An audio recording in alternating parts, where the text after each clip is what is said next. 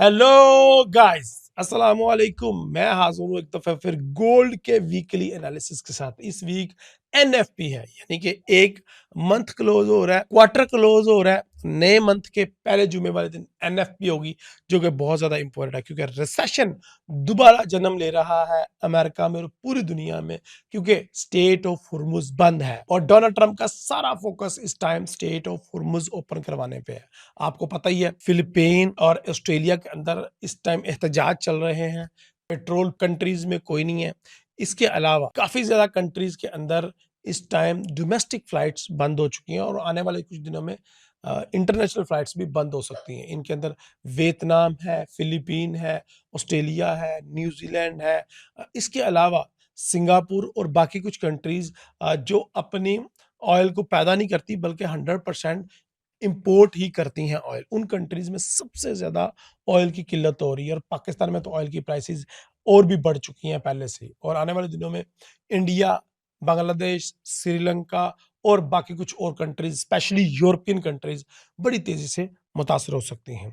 सो इस वीक हम जानेंगे कि इन सारे सिनेरियोज का क्या इम्पैक्ट पड़ रहा है गोल्ड का, और गोल्ड का क्वार्टरली कैंडल क्लोजिंग के ऊपर भी बात करेंगे कि कैसी क्लोज होगी और कहाँ पे मार्केट मूव करेगी। मंथली कैंडल के ऊपर बात करेंगे। और इस वीक बड़ी इंपॉर्टेंट अपडेट इसलिए भी है कि भैया टेक्निकल फंडामेंटल सेंटीमेंट मैं आपको देने जा रहा हूँ सेल की ट्रेड भी। यस, हिस्ट्री में पहली दफा आपको इस वीक सेल की और बाय की दोनों एंट्रीज मिलेंगी, शॉर्ट टर्म लॉन्ग टर्म, यानी कि इंट्राडे भी और लॉन्ग टर्म भी। तो वीडियो इन्फॉर्मेशन, अर्निंग और नॉलेज से भरपूर होने वाली है। वीडियो को स्टार्ट करते हैं। My name is Raheel Nawaz, welcome to forex-ustad.com।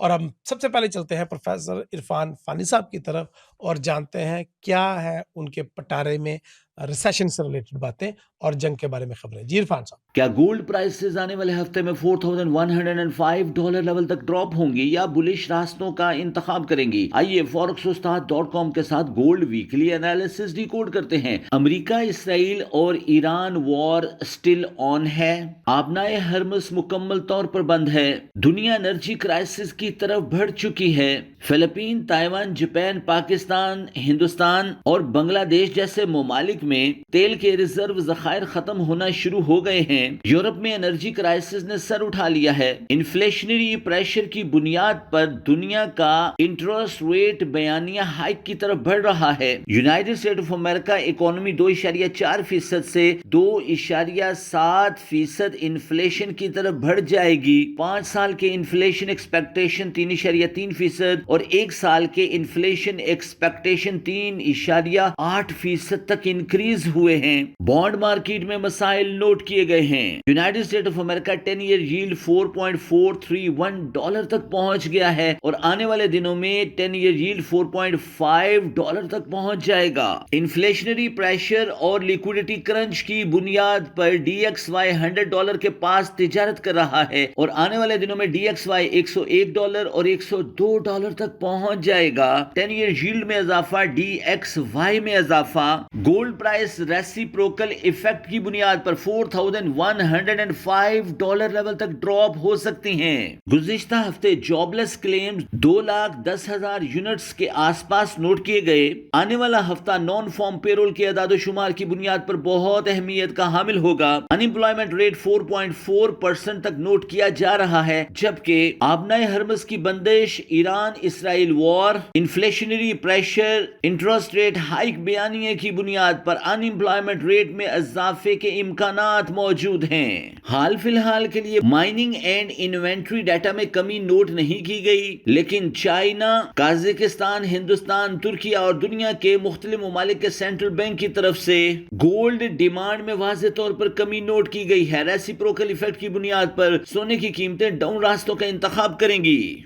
Iran को आबनाए हुर्मुज ओपन कर देना चाहिए, ये कहना है डोनाल्ड ट्रंप का। आबनाए हुर्मुज के बारे में डोनाल्ड ट्रंप को काफ़ी ज़्यादा तकलीफ है और बार बार उसी को ओपन करने के बारे में कह रहा है। आज भी प्रेसिडेंट ट्रंप की स्पीच भी है, इससे पहले भी 2-3 स्पीचेस हुई थी, तो उसका मार्केट में कोई इतना खास इम्पैक्ट नहीं हुआ था। खैर, अगर हम बात करें मंडे की, तो मंडे वाले दिन फेड चेयर पोल की स्पीच है और ये काफ़ी ज़्यादा इम्पोर्टेंट होने वाली है। हार्वर्ड यूनिवर्सिटी में इनकी स्पीच है और ये काफ़ी ज़्यादा इम्पोर्टेंट रहेगी इकोनॉमी के लिहाज से और इस लिहाज से भी क्योंकि ये इनके एज अ फेडरल रिजर्व के चेयर थोड़े ही दिन रह गए हैं, तो इसलिए ये भी ये काफ़ी ज़्यादा इंपॉर्टेंट स्पीच होगी। इसके अलावा ट्यूसडे की बात कीजिए, एफओएमसी के मेंबर्स बात करेंगे। और अगर बात करें इंपॉर्टेंट डाटा की, तो जॉब स्लॉट ओपनिंग एक इंपॉर्टेंट डाटा है शाम 7 बजे। शिकागो पीएमआईज भी है, इसके अलावा एस&पी 500 वगैरह के डाटाज हैं, यूरो के भी कुछ डाटाज हैं, लेकिन ये सबसे ज़्यादा इंपॉर्टेंट है। और उसके अलावा कंज्यूमर कॉन्फिडेंस का डाटा, ये इंपॉर्टेंट है। तो एफओएमसी के members throughout the week बात करते रहेंगे, फेड गोबलीज, फेड बार्स और इस तरह के मेंबर्स। अगर हम बुध वाले दिन की बात करें, तो क्योंकि ये हमारे मंथ का आगाज है और 1 अप्रैल 2026 है बुध वाले दिन, तो ADP non farm employment chain का डाटा होगा, रिटेल सेल कोर्ट से रिटेल सेल का डाटा होगा। इसके अलावा आईएसएम मैन्युफैक्चरिंग और आईएसएम मैन्युफैक्चरिंग प्राइसेस का डाटा है। इसके अलावा business inventories, crude oil inventories and इसके अलावा छोटे मोटे डाटाज होंगे। 2 अप्रैल को यानी कि जुमेरात वाले दिन अनएम्प्लॉयमेंट क्लेम का डाटा है और जुमे वाले दिन एनएफपी का डाटा है। लेकिन एनएफपी के डाटा के साथ साथ मार्केट में वोलेटिलिटी कम ही होगी, क्योंकि bank of Australia, Swiss, Europe में, जीबीपी में, कनाडा में और काफ़ी ज़्यादा जगह पे छुट्टी होगी, बैंक हॉलीडे होगा। इनका कोई इवेंट होता है गुड फ्राइडे के नाम से, वो इवेंट होएगा, लेकिन एनएफपी का डाटा आएगा, ये सबसे अच्छी बात है, जिसमें एवरेज अर्ली अर्निंग और नॉन फॉर्म एम्प्लॉयमेंट चेंज और अनएम्प्लॉयमेंट रेट जैसे इंपॉर्टेंट डाटाज है। लेकिन ये कनाडा के भी सेम ही डाटाज आया करते थे, सेम डे को, लेकिन कनाडा में तो छुट्टी है, तो लिक्विडिटी कम होगी, लेकिन मार्केट ओपन रहेगी और मार्केट में मूव भी होगी, और स्पेशली गोल्ड, सिल्वर, ऑयल या फिर अमेरिकन स्टॉक और इंडेक्सेस में। एंड लास्ट में फाइनल सर्विसेज पीएमआई का डाटा है। लेकिन अब हम चलते हैं अपने टेक्निकल एनालिसिस की तरफ, और टेक्निकल एनालिसिस में हम सबसे पहले डॉलर इंडेक्स का एनालिसिस करेंगे और हम मंथली से जायजा लेंगे। ये वीक बहुत ज़्यादा इंपॉर्टेंट है, क्योंकि हम इस वीक के दरमियान ही एक मंथ क्लोज होगा और दूसरे मंथ में शिफ्ट हो जाएंगे। तो it's very very important week for the sake of trading, अगर आप बात करें गोल्ड की स्पेशली, तो उसके रिलेटेड। तो लेकिन सबसे पहले हम डॉलर इंडेक्स का जायजा ले लेते हैं। डॉलर इंडेक्स इस महीने जो 3 दिन रह गए कैंडल क्लोज होने में, मारोबोजो बुलिश कैंडल बना रहा है भाई साहब, अपने रेजिस्टेंस लेवल्स पे जाकर क्लोजिंग दे रहा है। अगर वीकली की बात करें, तो पिछले 3 वीक से एक ही लेवल पे स्ट्रगल कर रहा है, जो उसने $100 का हाई बनाया था उसके ऊपर। तो अगर तो मार्केट अपने रेजिस्टेंस लेवल के ऊपर क्लोज होती है, तब भी ये इंपॉर्टेंट होगा, और रेजिस्टेंस लेवल को अगर ब्रेक करके क्लोज होती है, तब भी ये इंपॉर्टेंट होगा। लेकिन ऐसा लग नहीं रहा। मुझे लग रहा है कि आने वाले दिनों में हमें यहाँ पे एक बड़ा ज़बरदस्त किस्म का थोड़ा बहुत डाउन साइड पे वीक नज़र आ सकती है, और मार्केट अगर डाउन साइड पे जाकर क्लोज होती है, तो ये काफ़ी ज़्यादा इंपॉर्टेंट रहेगा। इसके अलावा अगर हम बात करें 10 ईयर यील्ड की, तो 10 ईयर यील्ड भी बहुत ज़्यादा पॉजिटिव है, और पिछले 3-4 वीक से ही पॉजिटिव है, और ये भी मंथली कैंडल जो है वो almost look like marubozu bullish candle close हो रही है, और जो कि बहुत ज़्यादा इंपॉर्टेंट रहेगी, specially related to the dollar index और यूएस की इकोनॉमी के लिहाज से। आल दो के रिसेशन हिट कर रहा है अमेरिका को बड़ी तेजी से, रिसेशन के बारे में आपको प्रोफेसर इरफान फानी साहब ने बड़ी ज़बरदस्त डिटेल्स गाइड की हैं। खैर, अब हम चलते हैं गोल्ड के एनालिसिस की तरफ, जो कि इम्पोर्टेंट और आज की मीटिंग का एजेंडा भी है। सबसे पहले हम गोल्ड के मंथली एनालिसिस कर लेते हैं, और गोल्ड के अंदर मंथली में एक इतनी बड़ी जो रेड कैंडल, जिसने पिछले 3 नहीं 4 महीनों का लो ब्रेक कर दिया है और उसके लो को टैप कर लिया है। It's very very important thing. ये देखें, मुझे तो 5वां महीना भी खतरे में लगा हुआ था कि ये भी मार्केट ब्रेक ना कर दे, लेकिन इतना मार्केट का मैसिव ड्रॉप, एक क्रैश होता है। अगर मार्केट अनयूजुअल मूव करती है, तो उसको क्रैश कहते हैं। तो मार्केट इस मंथ में 1-2 दफ़ा क्रैश हुई है, और बड़ा ज़बरदस्त किस्म का उसने, स्पेशली जब $4100 का लो लगाया, उसने काफ़ी ज़्यादा लोगों को वाइप आउट किया। आई होप आप लोग उससे बचे रहे होंगे। खैर, गोल्ड की क्लोजिंग यही सब कुछ है, और स्पेशली मंथली क्लोजिंग यही सब कुछ है इस चीज़ को देखने के लिए कि आने वाले मंथ्स में गोल्ड कहाँ तक जाएगा। तो अगर आप मेरे चार्ट पे देख रहे हैं, ये मंथली कैंडल्स ओपन है, तो आपको नज़र आएगा कि 2025 के अंदर मार्केट ने 2 दफ़ा बेरिश कैंडल बनाई थी, लेकिन वो भी उसको बेरिश कैंडल का नाम नहीं देंगे, ना बुलिश कैंडल का नाम देंगे, ना बेरिश कैंडल का नाम देंगे। वो स्टार्ट हुई थी मई, जून और जुलाई के अंदर 3 महीने, लेकिन वो बेरिश कैंडल नहीं थी। लेकिन इसके अलावा अगर आप देखें, तो 2025 में कोई भी बेरिश कैंडल नहीं है, और इस तरह की तो हरगिज़ नहीं है, जो कि मार्च 2026 में बन रही है। क्या ये बारिश का पहला खतरा साबित होगी और उसके बाद मार्केट डाउन साइड पे भी आना शुरू हो जाएगी, या फिर ये गोल्ड अब अपसाइड पे जाके क्लोज देगा। ये देखना ये है कि गोल्ड कितनी बड़ी विक बनाता है, ये सबसे बड़ी इंपॉर्टेंट चीज़ है। अगर तो गोल्ड की मार्केट $5000 के करीब-करीब जाकर क्लोज होती है, तो ये एक सिग्निफिकेंट विक होएगी जो कि आने वाले दिनों में मार्केट में मज़ीद अपसाइड जाने की ही कन्फर्मेशन होएगी। लेकिन अगर मार्केट इतना डाउनसाइड पे रह के क्लोज होती है जिस तरह के 4200, 4300, यानी कि इतनी बड़ी अगर रेड कैंडल होएगी, तो ये रेड फ्लैग होगा मेरे जैसे लोगों के लिए जो बाय बेबी बाय करते रहते हैं। मार्केट उनको कह रही है कि भाई नहीं बाय करना आप।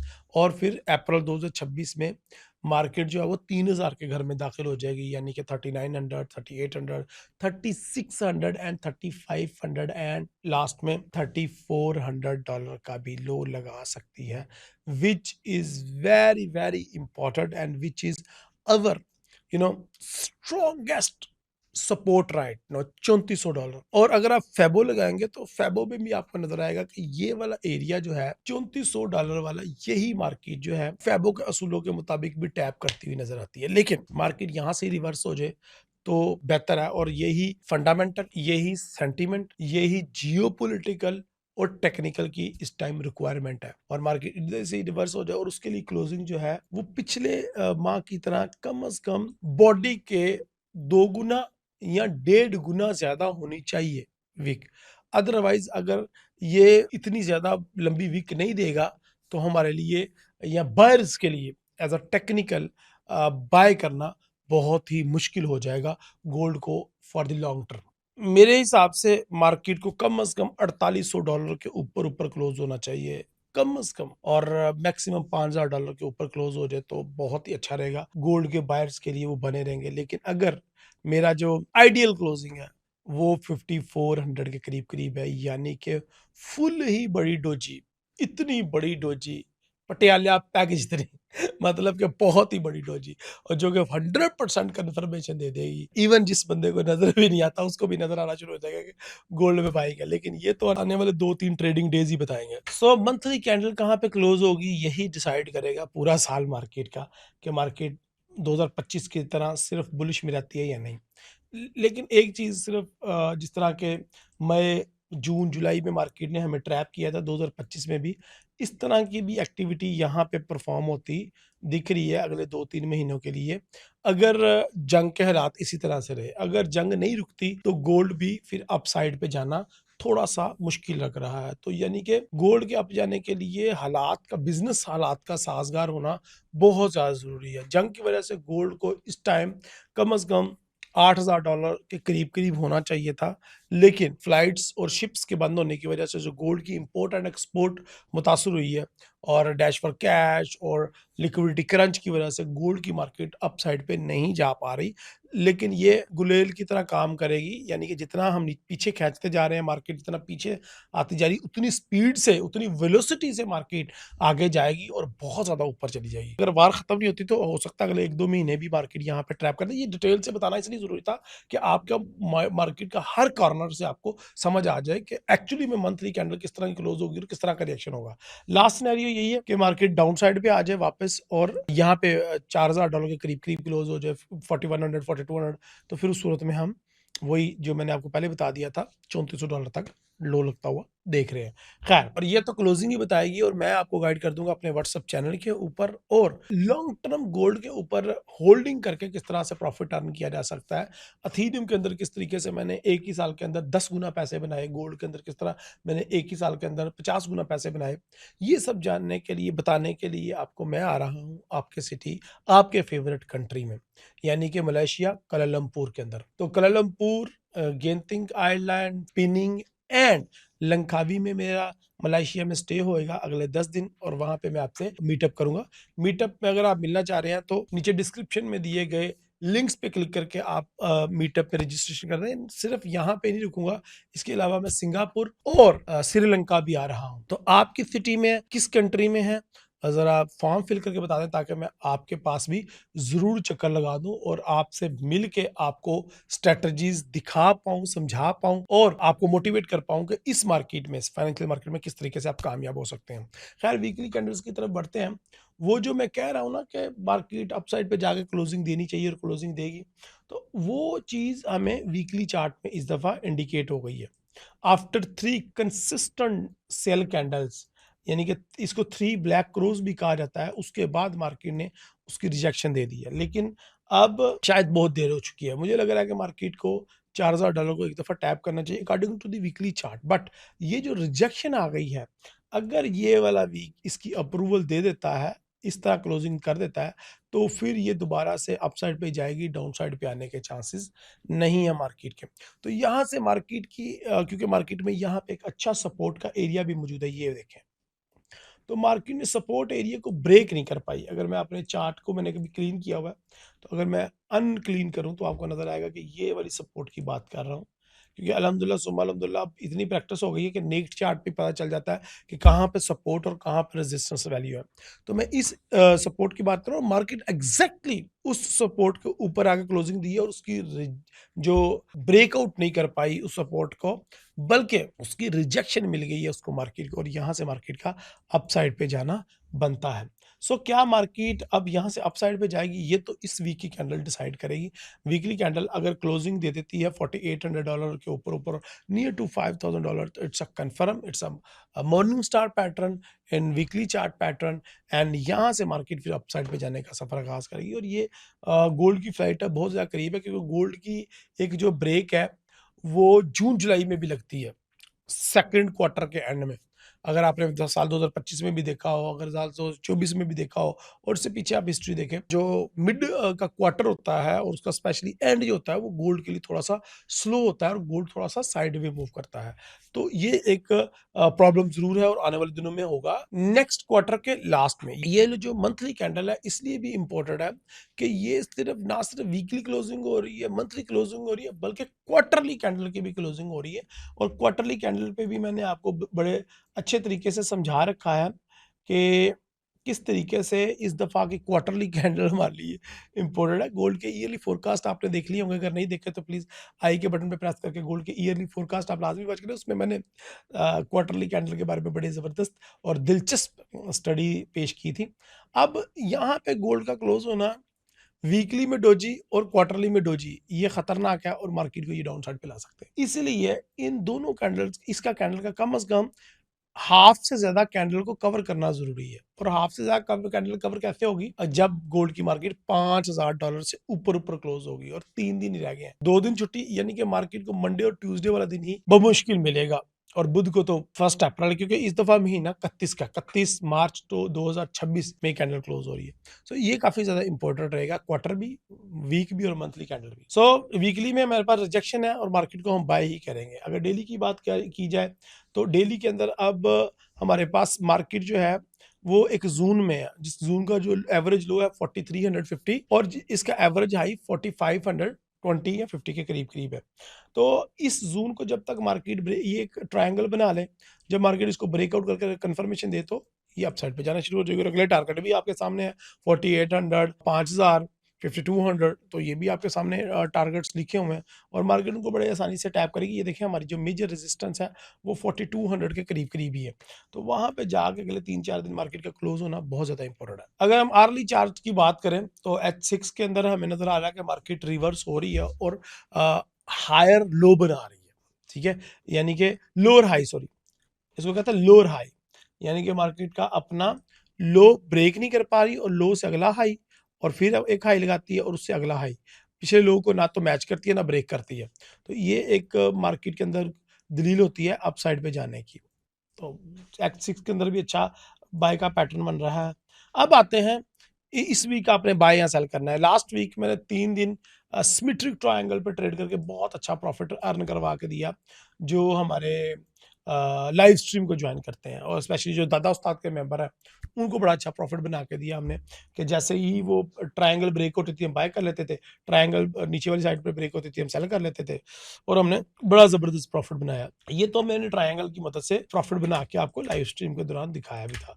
अब मार्केट किस तरीके से मूव करेगी, इस वीक बाय करना है या सेल करना है, लेवल कौन सा है वो बता देता हूँ। तो उसमें सबसे इंपॉर्टेंट जो लेवल है गोल्ड को बाय करने के लिए, वो देखिए ये एक बन रहा है लेवल और वो 4350 का है। तो फर्स्ट आपकी जो एंट्री होनी है, अगर आप फिजिकल गोल्ड को बाय करना चाह रहे हैं या एदर आप इंट्राडे ट्रेडिंग करना चाह रहे हैं, तो आपकी जो बाइंग की गोल्ड की एंट्री होगी ना, वो पहली वो $4300 के मिड में होगी, 4350, और या फिर मार्केट जैसे ही 4380 को टैप करे, यहां से भी आप फर्स्ट एंट्री बाय की ले सकते हैं। लॉन्ग टर्म ट्रेडिंग के लिए स्पेशली 4300 या 4300 के बिल्कुल करीब करीब आपने अपनी फिजिकल बाइंग करनी है गोल्ड की, क्योंकि फिर अगर मार्केट इसको ब्रेक नहीं करती और मार्केट वीक मंथली कैंडल और क्वार्टरली कैंडल अच्छी क्लोजिंग दे देती है, तो फिर मार्केट ने डाउन साइड पे नहीं आना, ये पढ़ी लिखी बात है, और आपको दोबारा इन प्राइसेस से बाइंग का मौका नहीं मिलेगा अनफॉर्चुनेटली। खैर, so if you are intraday trader, तो मंडे के अंदर मंडे वाले दिन आपके लिए एक सेल साइड ट्रेड है।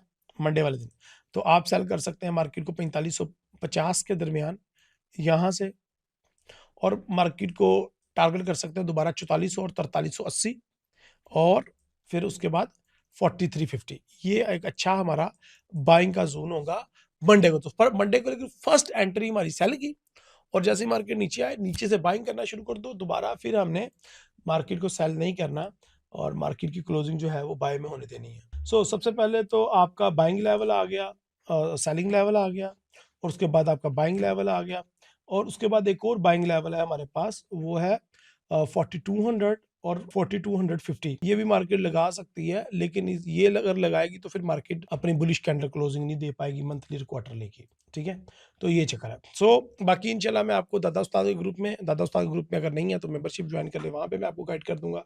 और लेकिन मंथली का 22 हमारा क्लोजिंग बुलिश ही है, अगर ये मंथली कैंडल बुलिश क्लोज होती है। हाँ, एक और बड़ी इंपॉर्टेंट चीज थी मैंने आपको बतानी थी कि अगर मंथली कैंडल क्लोजिंग कर लेती है ना मार्केट बुलिश, वो 4800 के करीब करीब यहाँ पे, तो उसके बाद मंथली कैंडल बुलिश क्लोज होने के बाद मार्केट फौरन नीचे आ जाएगी। तो उसके क्योंकि वो मार्केट क्वार्टरली और मंथली की क्लोजिंग करने जाएगी, तो फिर अगर मार्केट की फॉल मान के चलोगे $4800, ये वाली हमारा एरिया जो है ये, फिर ये वाला एरिया हमारा दोबारा से सेलिंग एरिया बन जाएगा $5000, क्योंकि फिर मार्केट ने अपनी मंथली क्वार्टरली कैंडल क्लोज कर ली।